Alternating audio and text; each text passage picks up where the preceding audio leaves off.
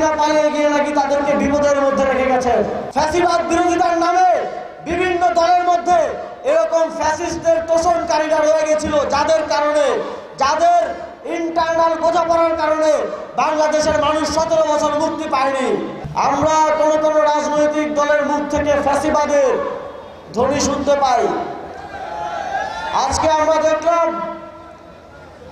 বাংলাদেশ জাতীয়তাবাদী দলের মহাসচিব মির্জা ফখরুল ইসলাম আলমগীর বললেন যে শেখ হাসিনা পালিয়ে গিয়ে নাকি তাদেরকে বিপদের মধ্যে রেখে গেছেন। আর এই লজ্জাজনক বক্তব্য প্রমাণ করে, তার এই লজ্জাজনক বক্তব্যের মধ্য দিয়ে আমরা বুঝতে পারি যে কেন শেখ হাসিনাকে 17 বছর এদেশ থেকে তাড়ানো সম্ভব হয়নি।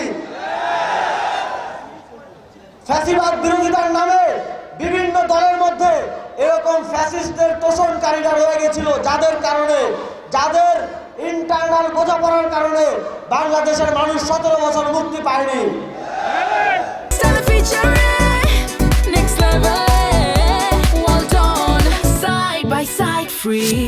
আজকে তারাই যখন দেশে গণতন্ত্র উত্তরণের সময় এসেছে, মানুষের ভোটাধিকার নিশ্চিতের সময় এসেছে, তখন তারাই মনে মনে কষ্ট পাচ্ছে। শুধু মনে মনে নয়, সেই কষ্ট তারা মুখেও বলে ফেলছে। বাংলাদেশের মানুষ আর বোকা নয়।